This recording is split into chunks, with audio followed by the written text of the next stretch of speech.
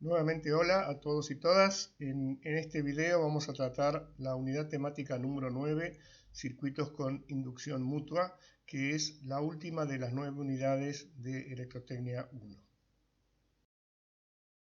Los temas que trataremos son inductancia mutua, la suma y resta de flujos magnéticos, sus conexiones en serie o conexiones en paralelo, el cálculo de circuitos donde se presenta este fenómeno y cómo obtener un circuito equivalente. Los objetivos principales a que nos conduce esta unidad es la de comprender el fenómeno de inductancia mutua, aplicar la convención de los puntos, analizar circuitos serie y paralelo con inductancia mutua y ser capaces de diseñar circuitos equivalentes. Comencemos repasando el ya conocido fenómeno de autoinducción, que se produce cuando una corriente eléctrica variable circula a través de una bobina o inductor, induciendo en ella una fuerza electromotriz. Esta, FEM, recibe el nombre de voltaje o tensión inducida y surge como resultado de la presencia de un flujo magnético variable. En este caso, solo se tiene en cuenta el flujo magnético variable presente en la misma bobina y la FEM inducida se rige por la ley de Faraday.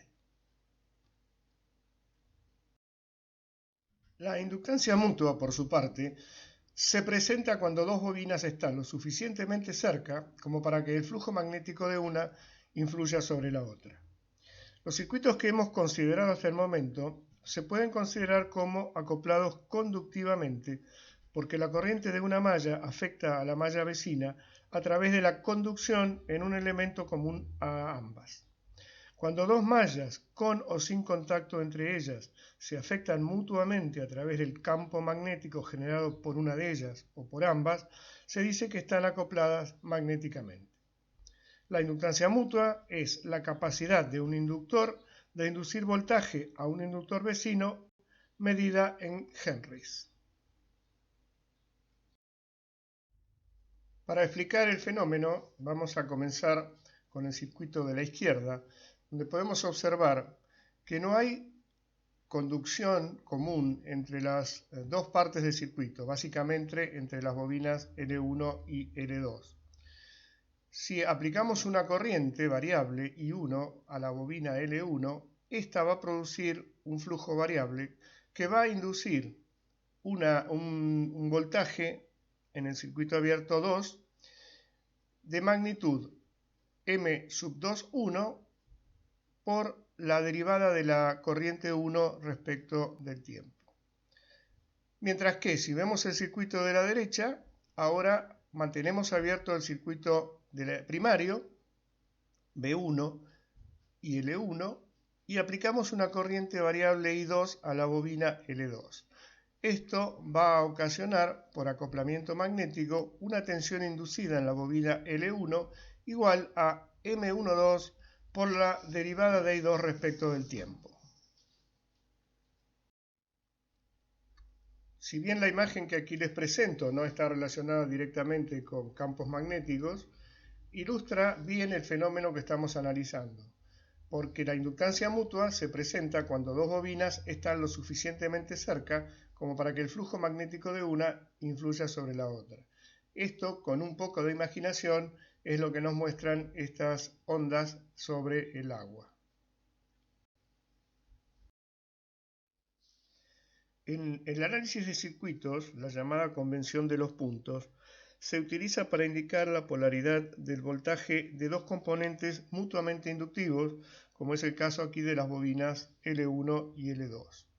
Una corriente I1 que entra por la terminal de una bobina produce o induce un voltaje de circuito abierto entre los terminales de la segunda bobina. Si imaginamos por un momento que por esta segunda bobina pudiera circular una corriente, esta lo haría, como lo marca la corriente celeste, siempre en el sentido convencional, de menos a más a través de la tensión B2. Si ambas corrientes, la original y la que aparece en la terminal inducida, ingresan a las bobinas por los extremos marcados con punto o egresan de las bobinas por los extremos marcados por puntos, la tensión inducida B sub 2 por la corriente I1 en la bobina 2 sería positiva, como es el caso del primer dibujo arriba a la izquierda y del circuito de abajo a la derecha. Si en cambio una corriente ingresa por terminal marcado por punto y la otra no, entonces estaríamos en el caso del circuito de arriba a la derecha o de abajo a la izquierda, donde la tensión inducida en la bobina 2 por la corriente 1 tendrá un potencial negativo. Para representar las ecuaciones correspondientes al fenómeno de inducción mutua por acoplamiento magnético, tenemos estos dos casos. En el caso superior, la tensión inducida produce una corriente I2 que, al igual que la corriente I1, ingresa en la respectiva bobina por el extremo marcado con punto. En ese caso, si escribimos la expresión temporal para la tensión 1, esta va a ser igual a la tensión que se produce por circulación en la bobina 1, L1 de I1 a dt, más la tensión inducida por la corriente 2 circulando en la bobina 2 en la bobina 1. Y en el segundo caso, la segunda ecuación para la tensión 2 es la tensión en la bobina por circulación de la corriente 2 más la tensión inducida por la corriente 1 circulando en la bobina L1. En el circuito inferior el fenómeno es el mismo, solo que acá la polaridad es distinta. Vemos que mientras la corriente I1 ingresa por la terminal marcado por punto, la corriente I2 egresa de la terminal marcado por punto. Esto hace que la tensión inducida por inductancia mutua aparezca con signo negativo. A la derecha de estas expresiones tenemos la forma fasorial para estado senoidal representada, donde vemos que el comportamiento de la inductancia mutua M es el mismo o similar que el comportamiento de la autoinductancia L1 y L2. Surge entonces la noción de reactancia mutua, XM, igual a la frecuencia angular por la inducción mutua M.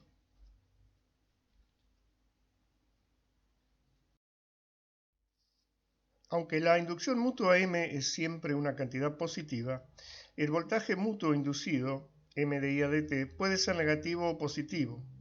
Lo mismo que ocurre con el voltaje autoinducido L de I a dt. Sin embargo, a diferencia de este, cuya polaridad va a estar determinado por la dirección de referencia de la corriente, la polaridad del voltaje mutuo M de I a dt no es fácil de determinar porque hay 4 terminales involucradas. La elección de la polaridad correcta para la tensión M de I a dt se hace examinando la orientación o la forma particular en que ambas bobinas están físicamente devanadas y aplicando la ley de Lenz en conjunto con la regla de la mano derecha. Como vemos en la figura de la izquierda, si los dedos de la mano en la parte superior indican el sentido de circulación de la corriente, el pulgar hacia abajo indica el sentido del flujo. Y en la bobina de abajo, igual. Como ambos sentidos o el sentido de los flujos indicados por los dedos pulgares tienen el mismo sentido, el flujo magnético en ambas bobinas será aditivo.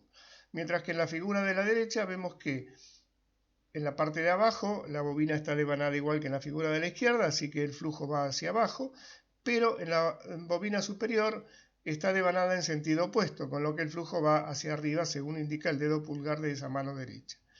Entonces los flujos magnéticos serán sustractivos. Ya que es inconveniente mostrar la construcción en detalle de las bobinas en un esquema de circuito, aplicamos, como vimos recién, la convención de los puntos en el análisis de los mismos.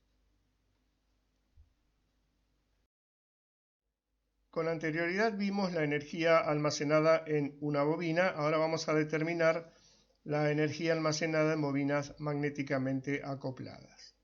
Supongamos que en el circuito las corrientes I1 e I2 valen inicialmente 0, de modo que la energía almacenada en las bobinas es también 0. Si aumentamos I1 desde 0 hasta un valor final I1 mayúscula, manteniendo a I2 igual a 0, la potencia en la bobina 1 será la que se indica en la expresión de P1 de T. Y la energía almacenada en el circuito es W1, que obtenemos de integrar en el tiempo la potencia. Ahora mantenemos I1 en su valor constante I1 mayúscula y hacemos variar a I2 desde 0 hasta I2 mayúscula. El voltaje inducido mutuo en la bobina 1 será B12 mientras que la tensión inducida en la bobina 2 es 0, ya que la corriente I1 se mantiene constante. La potencia en la bobina es ahora P2 de T. Y la energía almacenada en el circuito, W2, obtenida por integración de la potencia 2.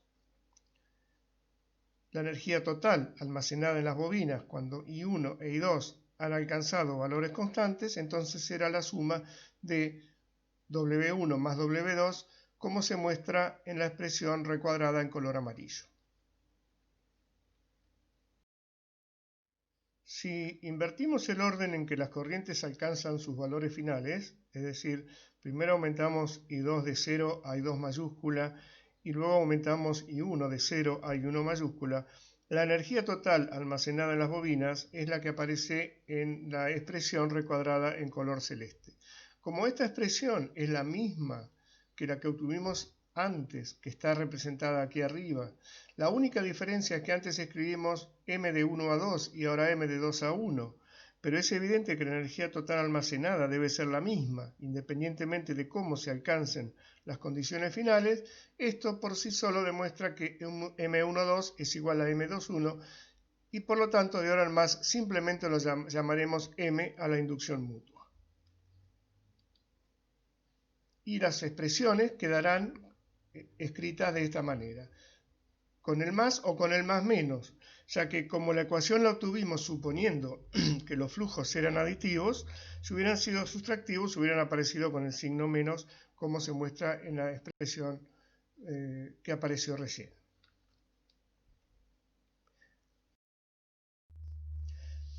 Definimos ahora el coeficiente de acoplamiento magnético. El valor de la inductancia mutua entre dos circuitos depende no solo de la geometría de los mismos, sino también de la autoinductancia de cada uno, L1 y L2. Se encuentra que el límite superior para el valor de m es la raíz cuadrada de L1 y L2, o sea, la media cuadrática entre ambas. El coeficiente de acoplamiento magnético entonces se define como K sub m igual a la inductancia mutua sobre esta media cuadrática, que recordemos m es menor o igual. Por lo tanto, K sub m será una magnitud adimensional que variará entre 0 y 1. Es decir, que podemos escribir a la inductancia mutua, si conocemos el coeficiente de acoplamiento magnético, como el producto de K sub m por la raíz cuadrada de L1 por L2. Para ir finalizando con este tema que nos ocupa, veamos los casos de conexión en serie y en paralelo en presencia de inductancia mutua. En la figura se muestra el cuadripolo que representa a la inductancia mutua M. Conectaremos sus bornes de modo que las inductancias L1 y L2 queden dispuestas en serie y luego en paralelo, y de esta manera obtener importantes expresiones para el estudio posterior. En primer lugar, realizamos la conexión en serie conectando puntos correspondientes, es decir, en este caso los puntos A' y B', que se corresponden con los no señalados por punto en ambas bobinas. La corriente que circula por ambas inductancias es la misma, I, y entonces la tensión entre A y B la obtenemos recorriendo el camino seguido por esta corriente. Y vamos a tener un primer término, J omega L1I, que es la caída de tensión producida en la bobina 1 por su propia autoinductancia. Luego, en el último término, J omega L2 por I, que es la caída producida en la bobina L2 por su propia autoinductancia. Pero también vamos a tener dos términos más.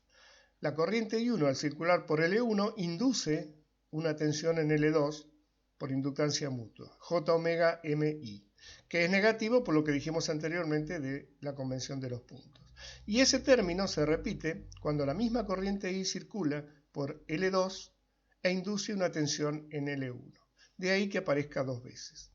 Sacamos factor común J omega y el término entre paréntesis lo llamamos inductancia equivalente sustractiva entre A y B y es igual a L1 más L2 menos 2M.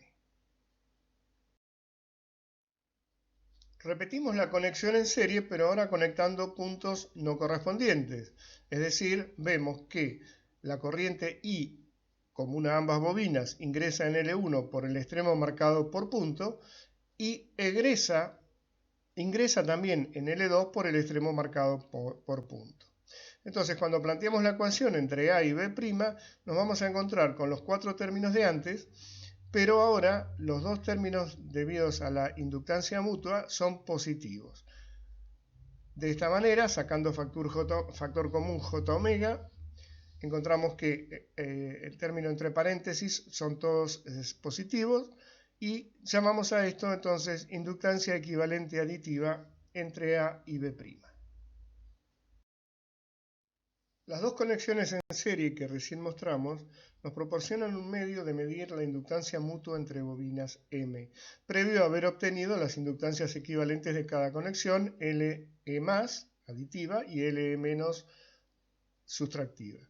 Si hacemos la diferencia entre estas dos inductancias equivalentes, nos encontramos con que resulta igual a 4M, y de ahí despejamos el posible valor de M, obteniéndolo a través de las inductancias equivalentes.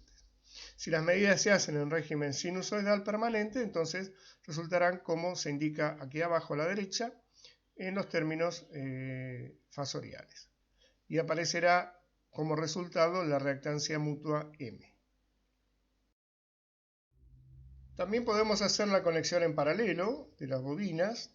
De esta manera obtener las tensiones BAA' en la bobina L1 como la caída de tensión producida por la circulación de L1 en ella más la tensión inducida por la corriente I2 circulando en L2 y BB', que sería la caída de tensión en la bobina 2 producida por la propia corriente que la circula I2 más la tensión inducida por la corriente 1 circulando en la bobina 1.